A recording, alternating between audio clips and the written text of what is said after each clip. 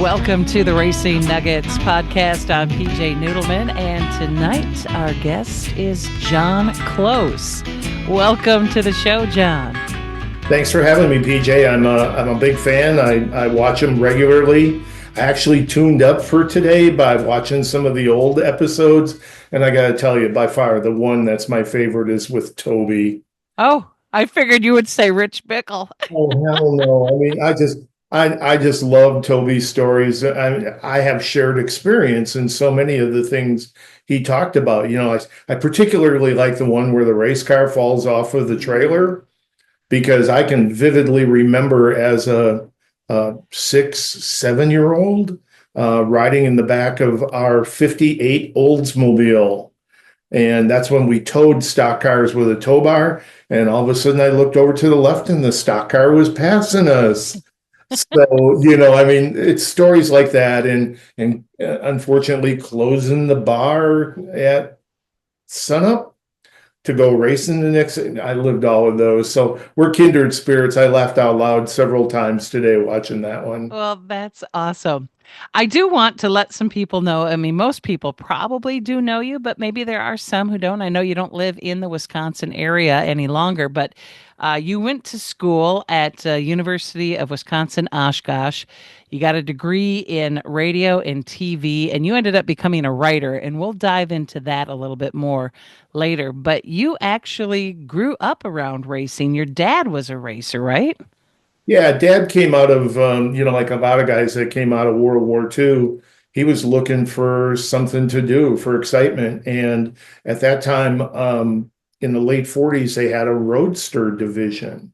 And he started building those cars. And he had, if you're familiar with the Eastern Wisconsin racers, a guy named Wild Bill Fitzgerald drove his very first races for my dad. And those cars morphed into the jalopy stock cars of the 50s. So I was born into a racing family. I never remembered a time when I was a little kid that we didn't have a race car.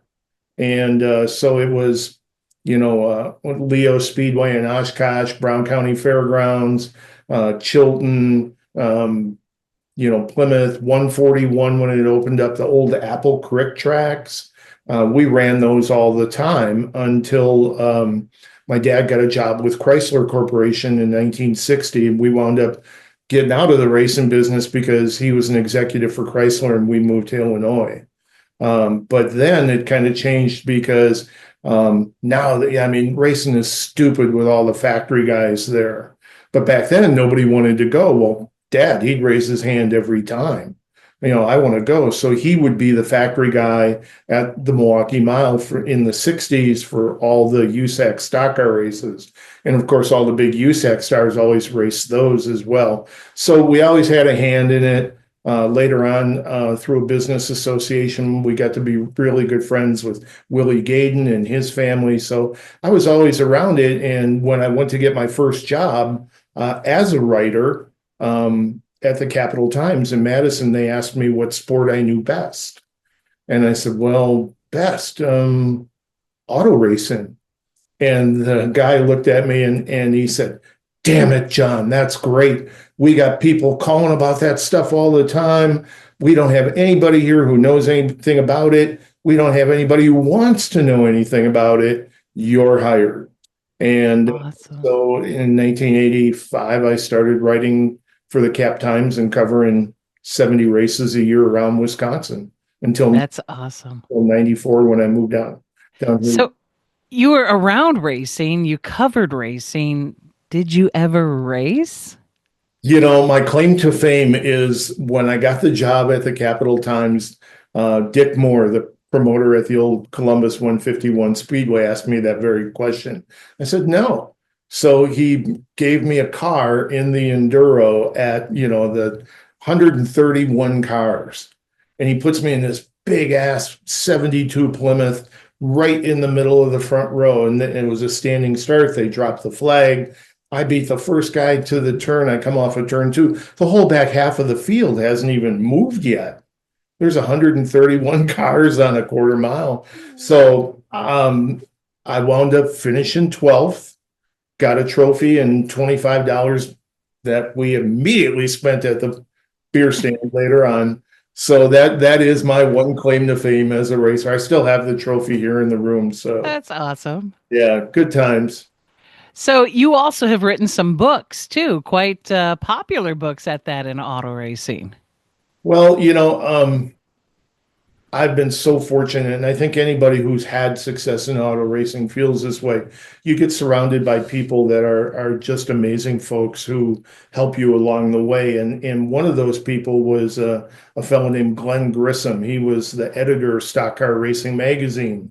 And as my career evolved, I started racing for publications like Stock Car and Circle Track, Winston Cup Scene, National Speed Sport. And I want to say it was probably about 2003. Stock Car Racing had this amazing archive of all this stuff. I used to go in there just for hours and look at all the old magazines. And they determined that they were going to do this featured series of books on different guys, Earnhardt, Allison, some of those guys. They had all this stock, and they wanted to do one on Tony Stewart, and they asked me if I'd do it. So I wound up doing a book on Tony Stewart, and then that evolved into doing a truck series book about 10 years into the truck series, about 2007, which that one I'm really kind of proud of. That became a NASCAR library book and is an official NASCAR product. So that one's in the Hall of Fame. That's pretty cool. It is cool. Yeah. And then I wrote some others. Yeah, the business model changed a bunch after 2007 because it used to be they pay me to write books. Now, not only did that model change because of the economy, but additionally, the books as we know them changed because of cell phones, the way you got books, the way you read books. So now if I wanted to do a book, I had to pay them. Well, no, thanks. So I kind of really thought that part was over. And when I first retired from NASCAR in 2013, I had spotted a number of years, and now everybody knows everything about the spotters. But back then, nobody even knew who we were. The only time you ever heard about a spotter is when the driver said, "Well, my spotter didn't tell me." That, that You don't was want to be known then. so. I wrote a book and self-published it called "On the Spot," and that was pretty well received. That's about the history of spotting and how I got into it. And then somehow the business model changed. And in 2017, I wrote 1001 NASCAR Facts, which is probably the book I love the most because it was a history project. Yeah. I could just research all this stuff by decade. And then finally, most people know the last book. It's the Bickle book, Barnyard to Brickyard. And, I met Rich. I was an aspiring racing writer and he was an aspiring driver, and he won a lot and he was great. He gave all the trophies to kids, and he had the best beer parties in the pits afterwards. So, I mean, we had a lot in common. And so I started writing about him through the late 80s, and he came down to NASCAR in 89. I came in 94, and from 95 through 2005, we worked together. I was his spotter. We did all kinds of great stuff, and we used to go down the road and say, "Man, this is crazy stuff. Someday we got to write a book about some of this." So finally, he came back to me. He came back to me in 2018 and he said, "Let's write the book." I go, "No, man, I'm done." Because books are a lot of work. It takes a year to write it, and then it takes a year or so to promote it. Radio, TV, these kind of things. And I just didn't want to do it. But he's pretty persuasive at times. So we had a great time remembering we could write 5 more books. I was going to say when I had Rich on the program, it sounded kind of like he had enough in him yet to tell more stories Oh. that would fill another book. Anybody who knows Bickle knows that he's got a lot of stories. And for me, what was great is, there's a period of time there from basically 86 through 2006 where I'm right there. I'm standing right next to him. So what he didn't remember about a certain story, I say, "Oh yeah, but remember this part?"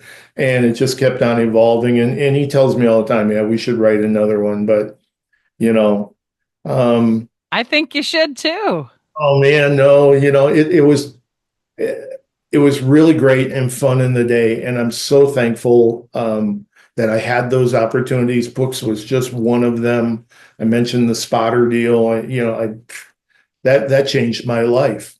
You know, Talk a little bit about that. How did you end up getting started in spotting and who was it for? And then how did that change your life? well, Bickle, of course. Um, we had done a couple short track races. We were in the Kleenex car in '95, the Bush car, now Xfinity. And we had done a couple short track races in Wisconsin. We did one at Madison, and we didn't have our normal spotter. We had a cup guy named Chuck Joyce that always did the spotting for us in the NASCAR races. But he wasn't at Madison. So Rich said, "Go ahead, do it."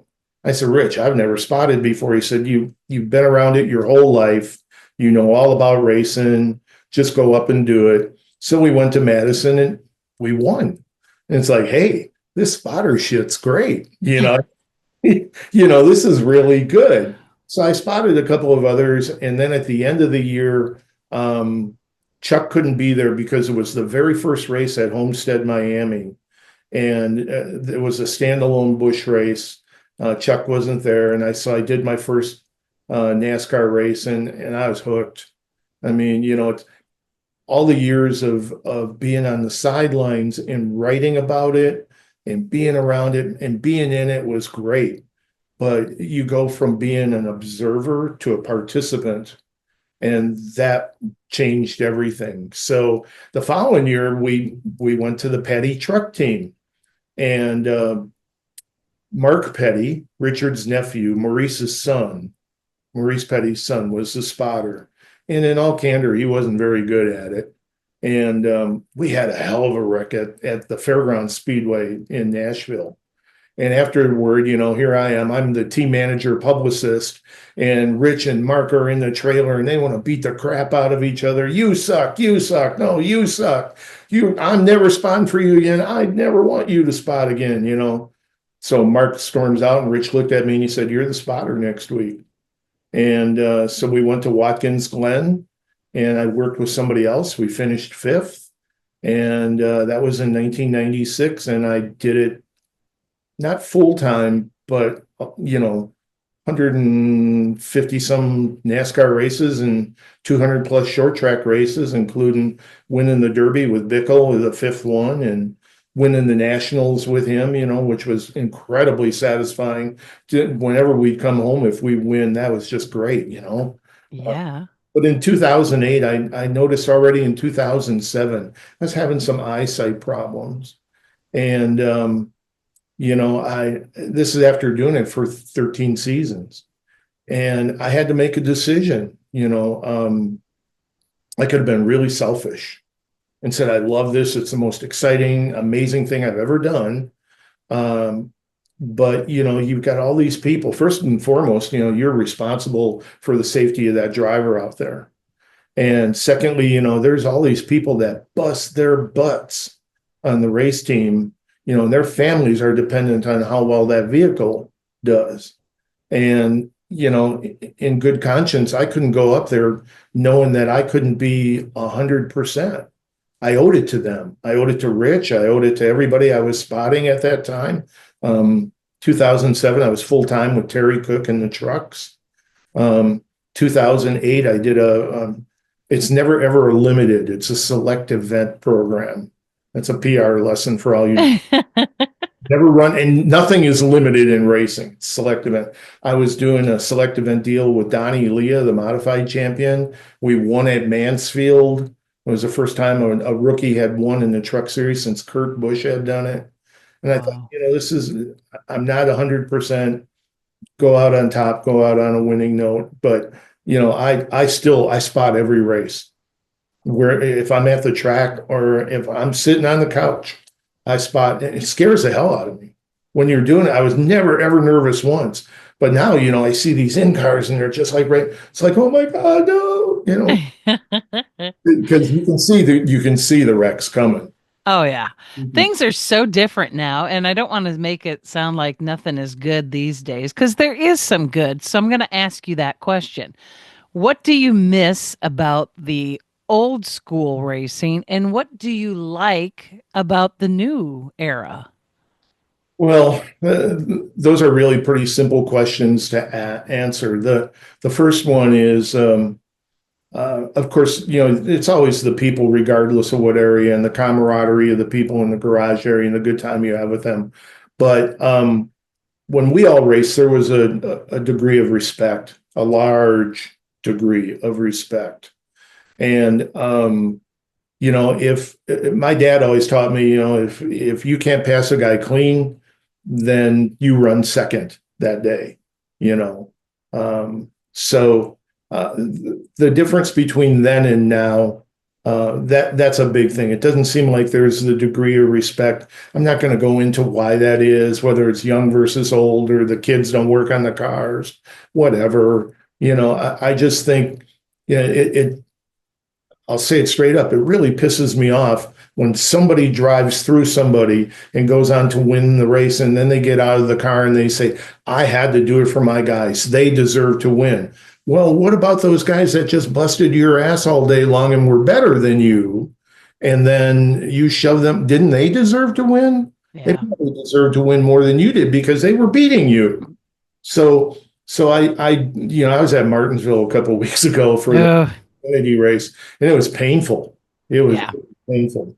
So, Yeah. so that's the first thing I'd say that I think about the old school that's different is we had a lot of respect for each other. Somebody wrecked, I mean, you'd go and help them. You'd go and help them to get back out because it was them. It was that guy, that driver, and a couple of his friends or whatever. What I like about the racing today is I do like the technology. And I'll say it in regard to my job as a spotter. I mean, I couldn't do the spotter job today Mm. because those guys are so on to everything. They have all this data. They do, we kind of all, we had to remember who pitted or who did this or who did that. But these guys have all this data and they got all this equipment and they have all these resources and they go back and they watch film of races and they do trends and stuff. So the technology in every level of the sport has changed. The cars, I can make a really good argument that the cars are better than they've ever been because they're pretty damn bulletproof. They don't break down. You look at a rundown anymore, there aren't really many DNFs. The cars are bulletproof. They're way safer. They're Yeah. way safer. And tip of the helmet to everybody who was involved in that, from all the way back to Bill Simpson, who used to set himself on fire to prove, that Right? his uniforms were great, all the way through to the people who developed the soft walls and the Hans and all the other things that we have now. And I have to give NASCAR credit too. They looked at over the years changing the position of the driver in the car and making them safer and having all these other things. So I do appreciate that about and the cars are beautiful. Oh my gosh. You go look at them and they're just works of art, and 15 minutes later, they're a pile of, you know, I kind of miss the short track body styles of like the 70s and 80s. sure. That to me that was some real artwork there. Yeah. Well, there are guys that, who are brilliant fabricators that could make things. And I think, we've lost a lot of that because the cars are pretty much tinker toys. You bolt them together. Mhm. Everything is an outsourced part. Nobody makes anything anymore. Uh, Nobody hand paints anymore. That was pretty awesome too, right?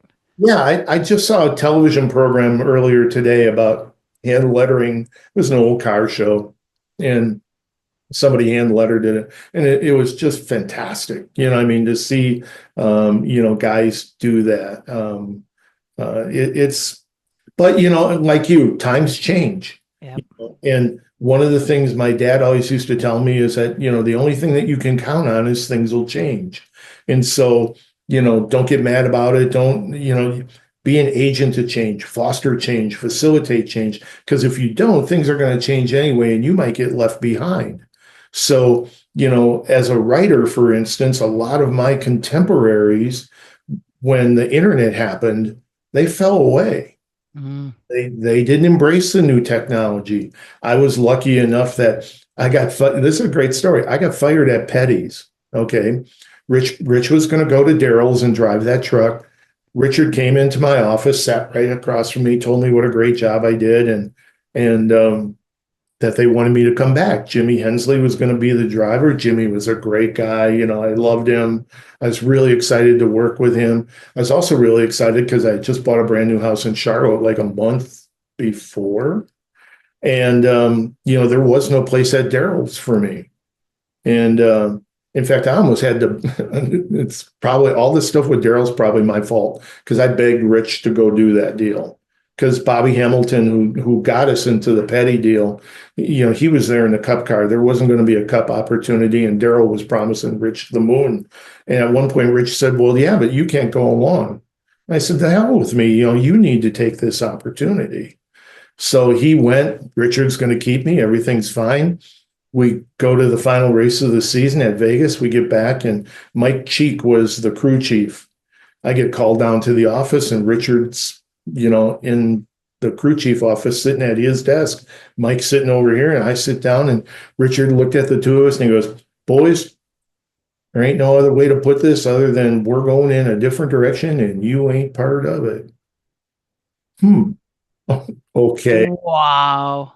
So I said, "Well, Richard, Mike had been with him 14 years, and you could have fried an egg on his head. He was, I'd been there a year." So I just said, "Well, Richard, I guess I wasn't expecting this. Is this open to discussion at all?" And he said, "I'm afraid not." And I said, "Okay, when is this going into effect?" And he said, "Right now." Oh my gosh. Yeah.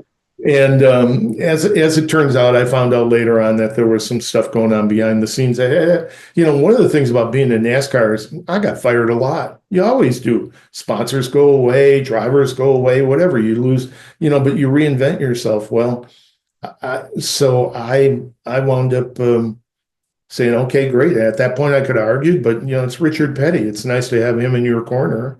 Right. Told me I did a great job. I thanked him.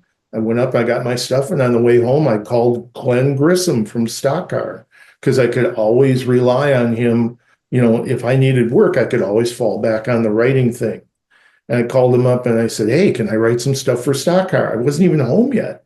And he said, "Oh man, I'm not there anymore." What do you mean I'm not there? Well, there's this newfangled internet thing, and TNN, the national network, is going to do a website called country.com. Yeah, I don't know if you remember that. Oh, I do. Yeah. And he said they're going to profile all of their different programming. And since they do so much motorsports, I mean, they did everything from, NASCAR to mud bog racing back in the day, Oh yeah. ASA racing. the drag racing stuff. He said they're going to have a whole portal of that. And I need somebody to create content. I'd have called you if I would have known you were available. I said, "Well, dude, I'm available." He goes, "We're in." So we went to Nashville and they taught us the internet in the winter of 96, 97.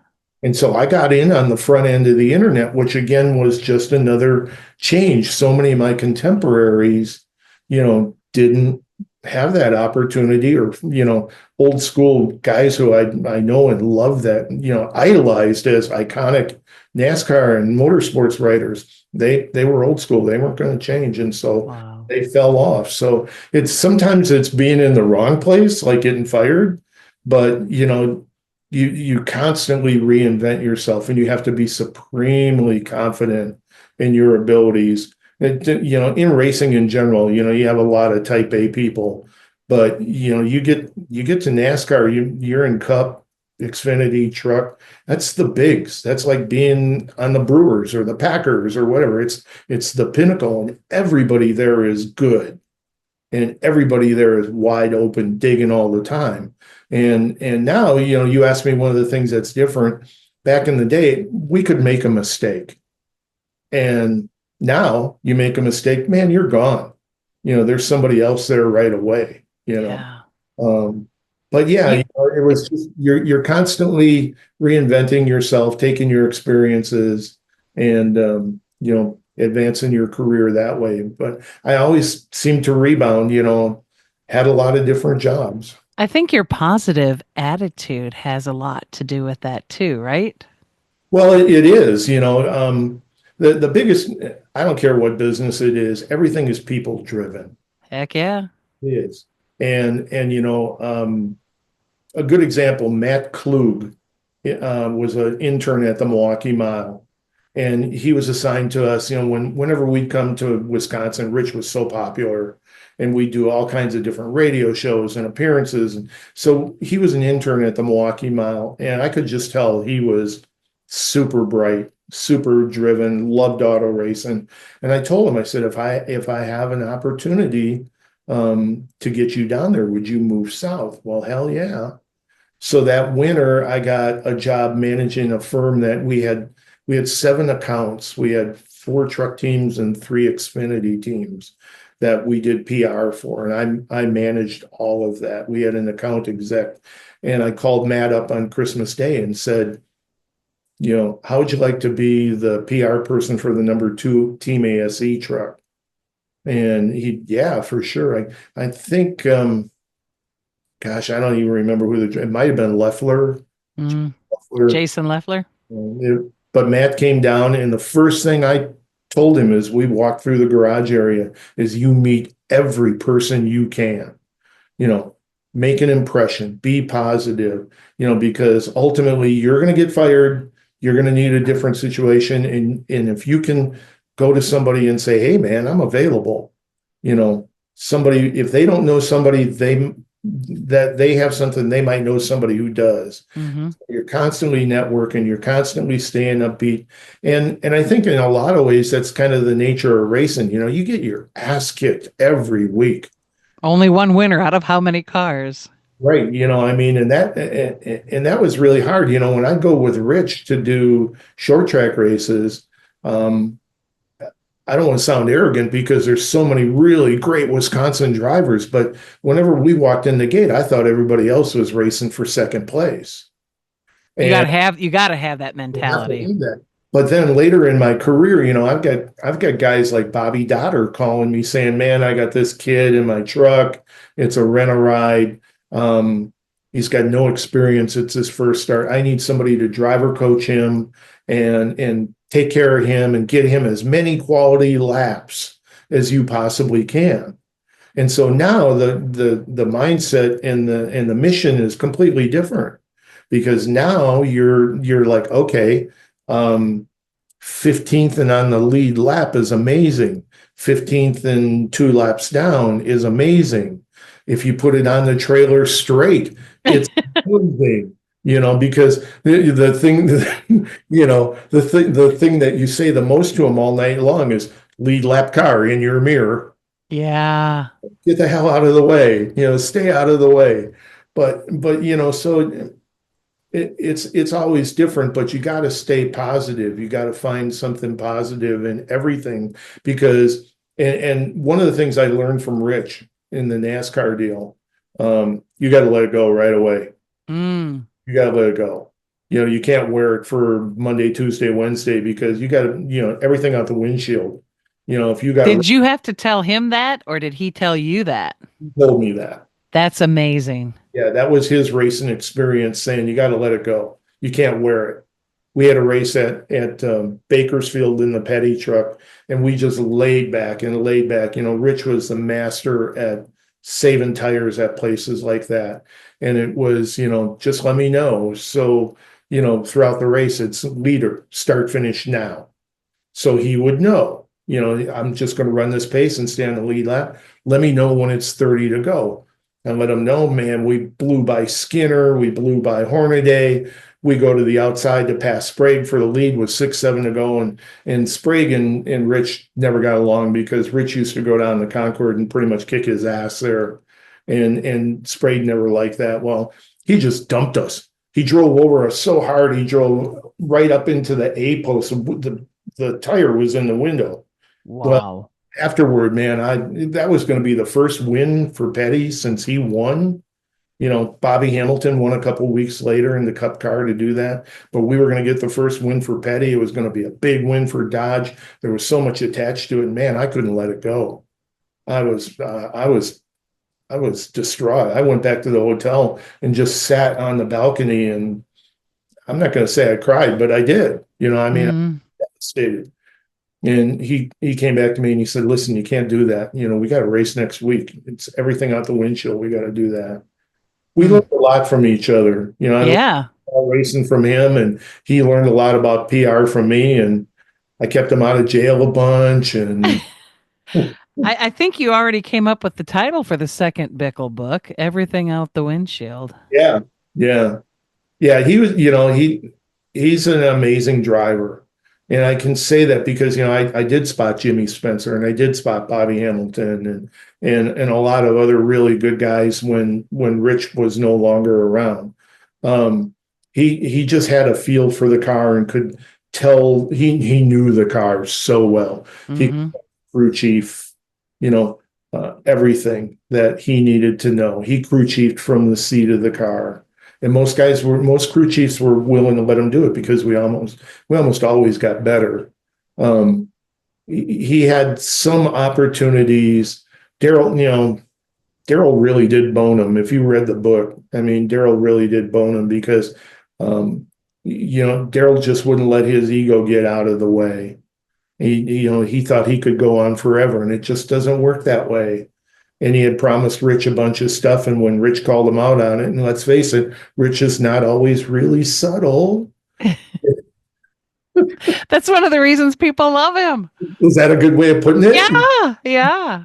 Subtle sometimes. And so all of a sudden, he and Daryl are getting into it. Well, Daryl blackballed him bad, bad, you know. And so Daryl was a really great driver, and he changed the sport. He brought in Procter and Gamble with Tide. Before Hmm. that, it was cigarettes and motor oil. All of a sudden, you had women's products and all kinds of other things. I mean, he changed the sport. And for that, I respect him. I respect him for what he did on the racetrack. But boy, some of the stuff he did off the racetrack was not. Questionable. Yeah, yeah. And again, it's different times, and I'm not here to judge. I'm not here to judge. I'm glad he was there because he opened a lot of doors for others. Hmm. But I really wish that Rich had gotten an opportunity in some good stuff. He always made the cars that he was in better because we were in some real junk sometimes. Um, but we were there and we were doing it. In his case, what did we have, 43 cars back then? He was Hmm. 43 guys that got to do that. And I'm up on the tower being one of 43 guys that get to do that. And that's just, you sit back and you look at it now and you just shake your head that how in the world did that happen? And why was I so fortunate? And you always come back to the thing that we all stand on the shoulders of others. Yeah. People helped you along the way. The Dearys at Rockford were a big part of my deal. Say Um, more about that. well, in the cap times years from 85 through 93, I'm doing 70 races a year. Everything from the Indy 500 and everything at the Milwaukee Mile to the Dells and Lacrosse and Slinger and wherever there was a big race. And not just stock cars, when we have World of Outlaw races and Mm. big events at Angel Park, I mean, midget races. That was great. I did all kinds of stuff. And got the opportunity to do public relations. Um, Ironically, it was at Impact Speedway, Madison, when they changed it to dirt. Remember when they did that? Yeah. The Zyder sold it and it sat for a little bit and they changed it to dirt. Well, Ned Wicker, who was a Milwaukee guy, um, he was the PR guy there, and he basically hired me to do PR at a racetrack. And then Wayne Erickson hired me Hmm. to do it at Slinger, and I did it at Jefferson. And but at Rockford, Tom Deary hired me to do all the publicity for the short track. That was my job all year long, was to just generate publicity all year long, leading up from January right through September when we had it. And I did that 89, 90 through 93. And at that, back then, um, as you know, with Toby's brother, Kevin, that was Yeah. our Winston Racing Series, NASCAR Yep. presence in that. Rockford was that was Hmm. a NASCAR short track place. And I got a lot of exposure with NASCAR people there.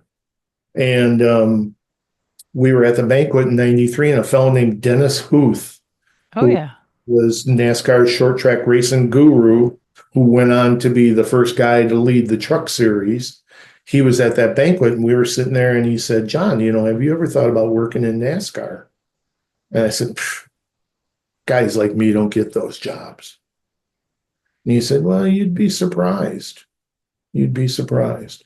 And about a month later, I had gotten a call from a guy named Tom Cotter, who had Cotter Communications, and he had Bobby Labonte in the Maxwell House car, and he had Neil Bonnet in the Country Time car that year for '94. Oh Uh, wow. they had Daryl in the Western Auto car. Um, and I got hired to come down and be Bobby's deal, but none of that would have happened without Rockford, without um, Tom and Jody. Gosh, I might get choked up.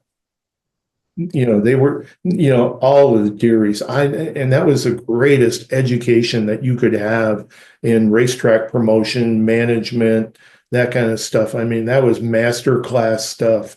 And that prepared me to take that job and go Hmm. there and, you know, here it is 30 years later, Yeah. you It know, it seems like a lot of people kind of cut their teeth at Rockford that ended up going on to NASCAR. I mean, a lot of people have.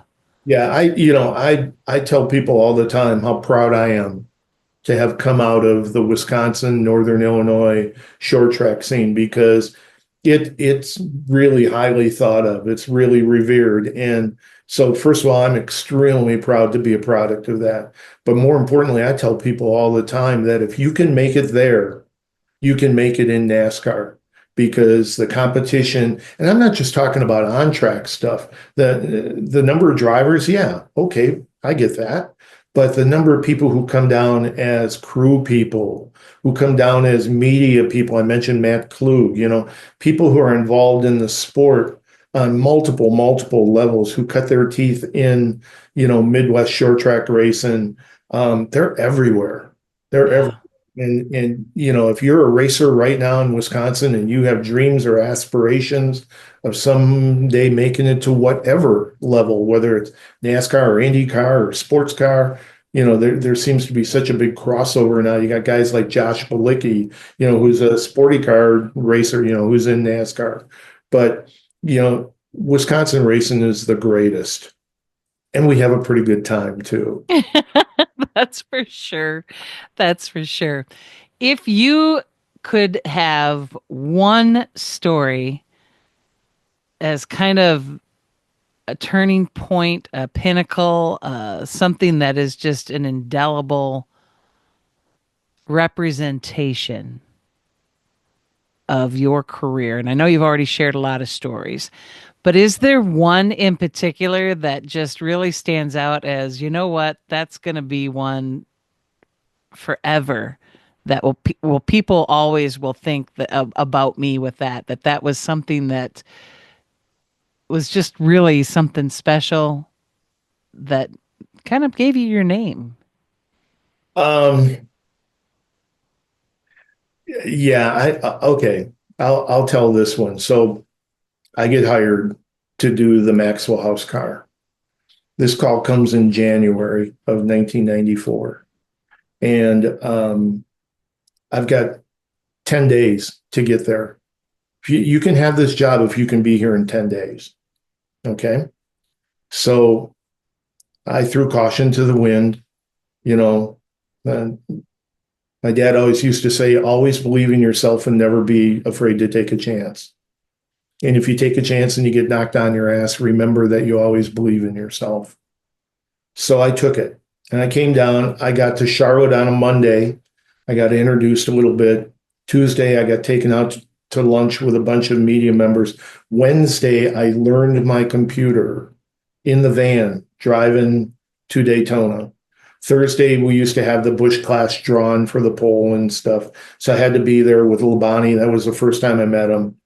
Friday morning is the first day at the racetrack. Now, I mentioned Neil Bonnet. Neil was in the Country Time car, which was one of our clients, and I shared an office. Both of those were Kraft General Foods products, okay? Country Time and Maxwell House. So I shared an office with the guy who was the Country Time rep, and he's a no-show in Daytona because his wife's back in Phoenix having a baby.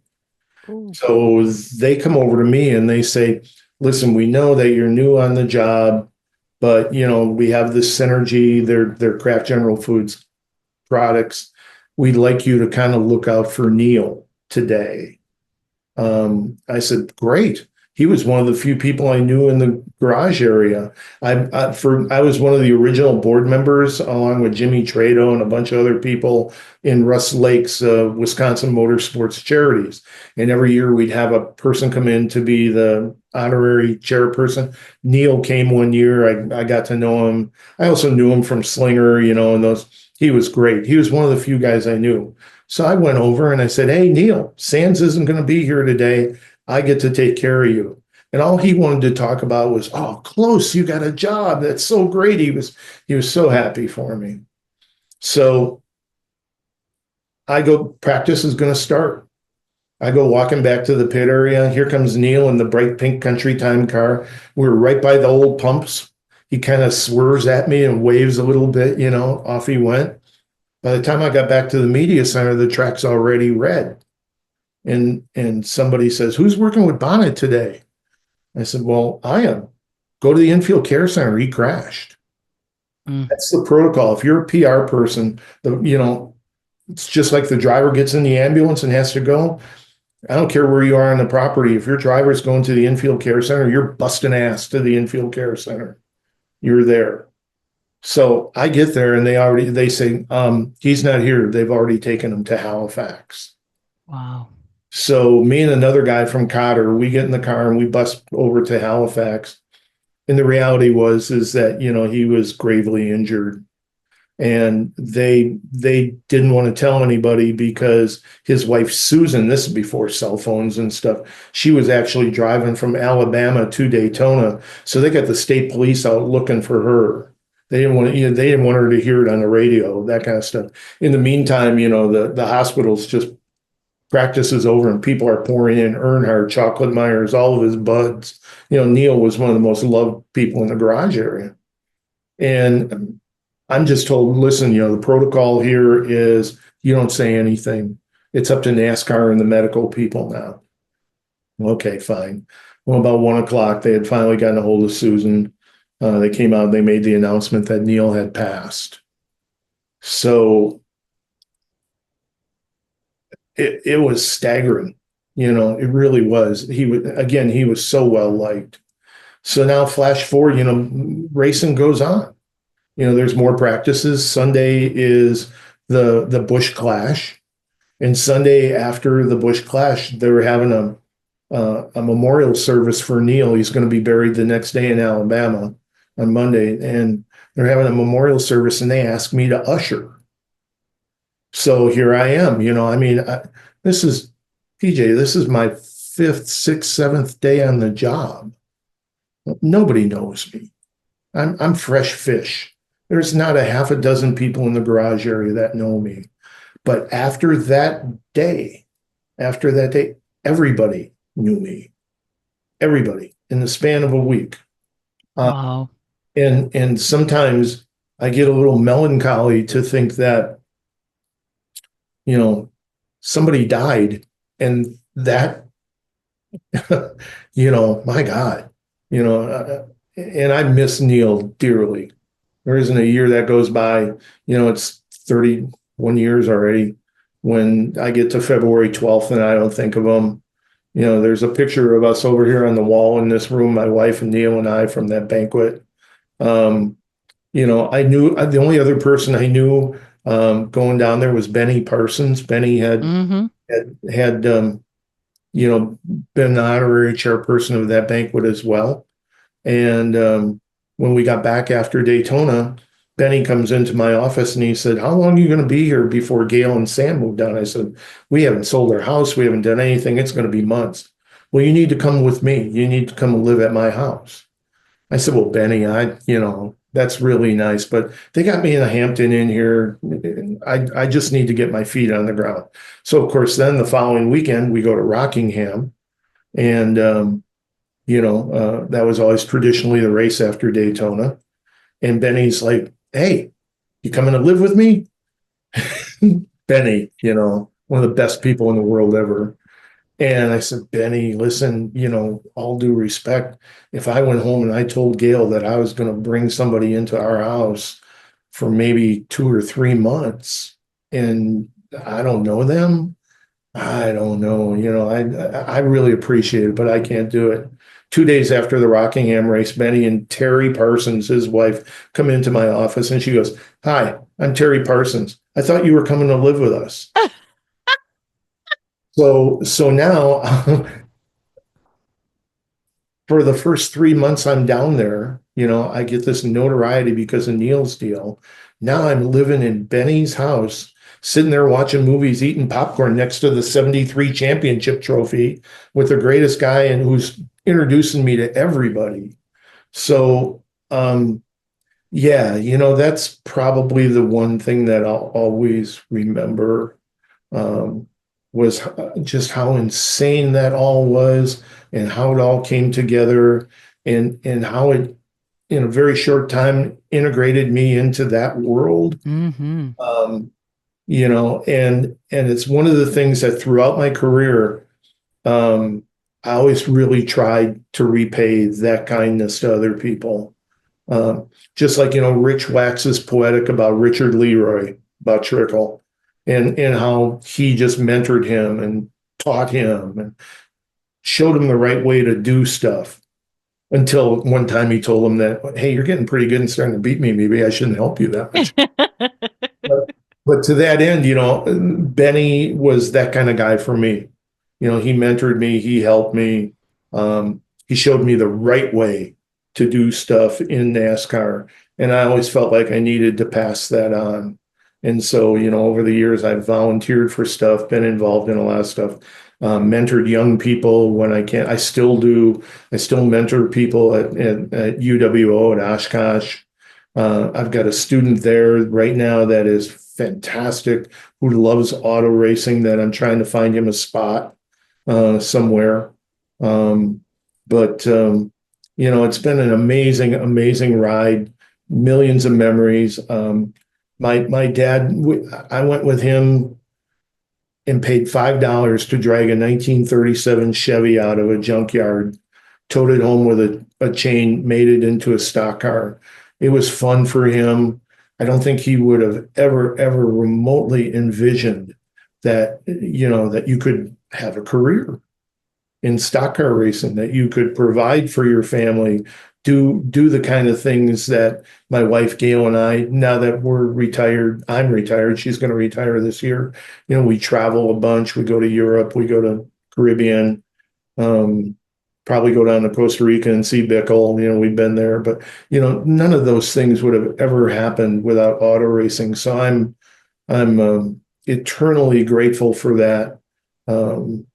But I also understand that all of that happened because so many other people helped me. Yeah. It's the way it is. That's the way racing is.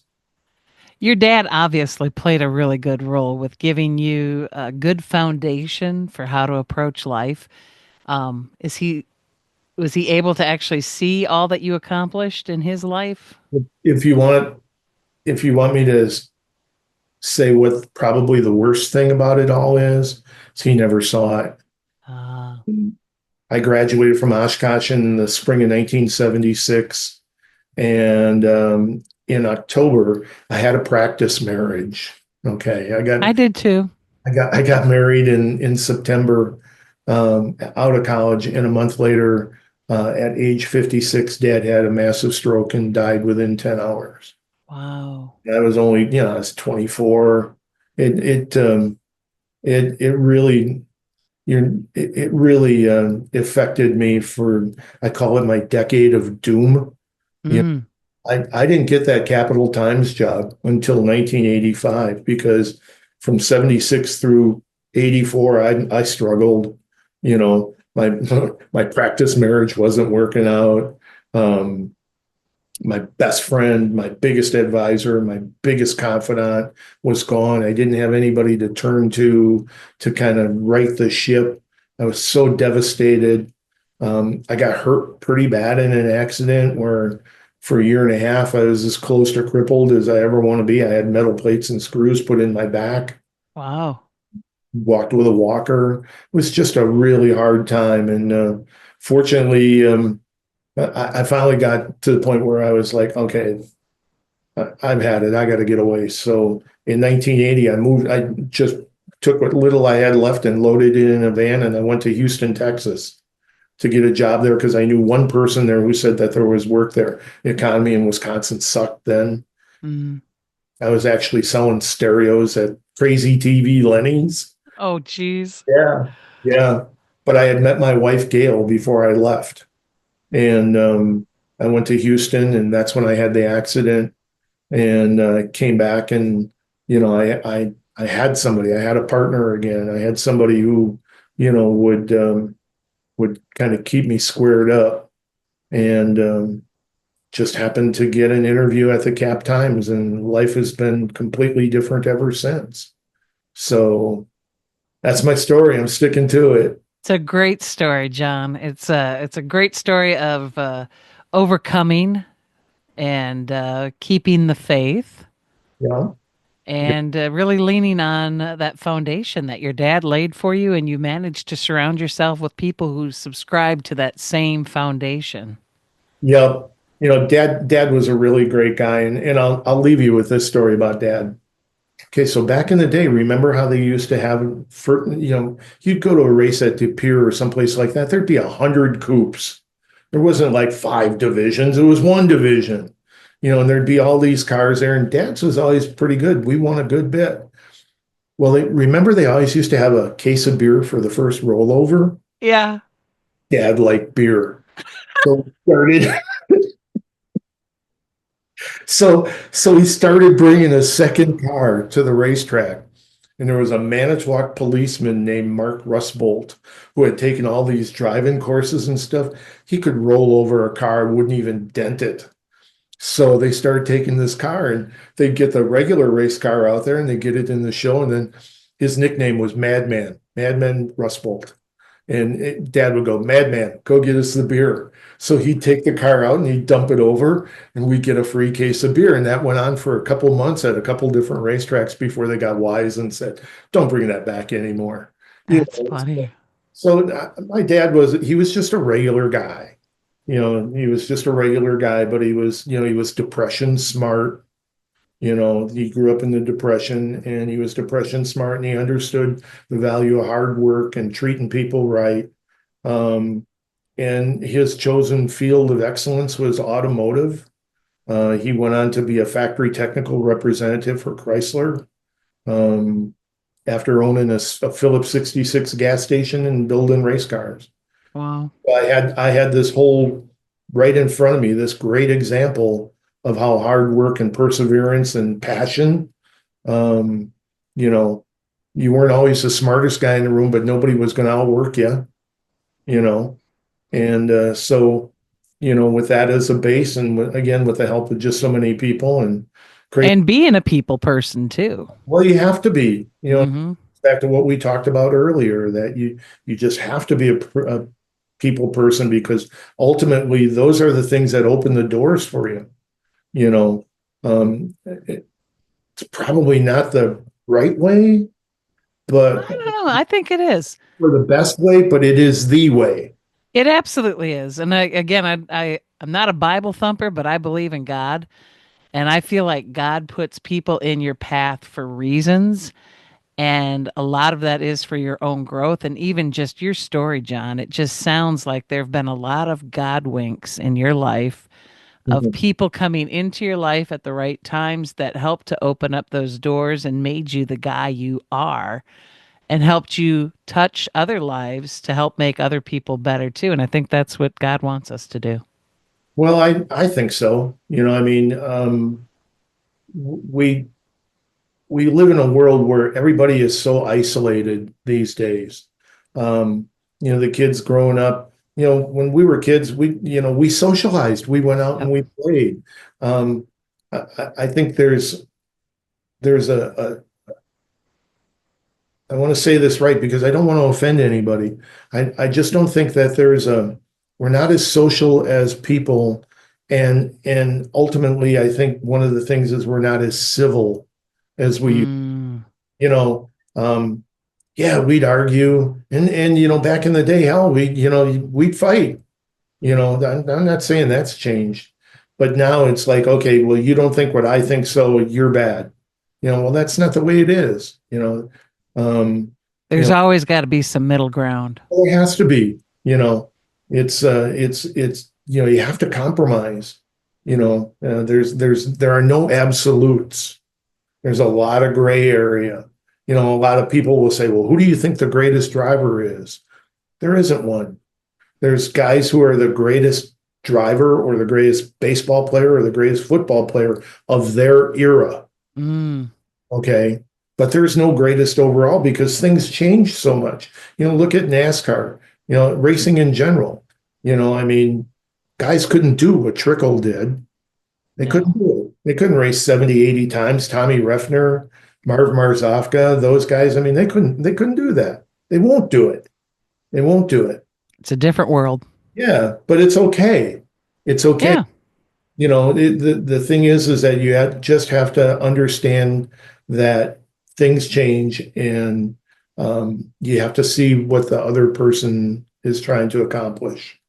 And it's been a fun ride. Congrats to you. I mean, look at what you've done with your little part of heaven here. Oh, Kobe and I was doing a bunch of stuff back in the day when Kevin was winning. I knew Kevin pretty well. You guys have got and I here I'll tell you this.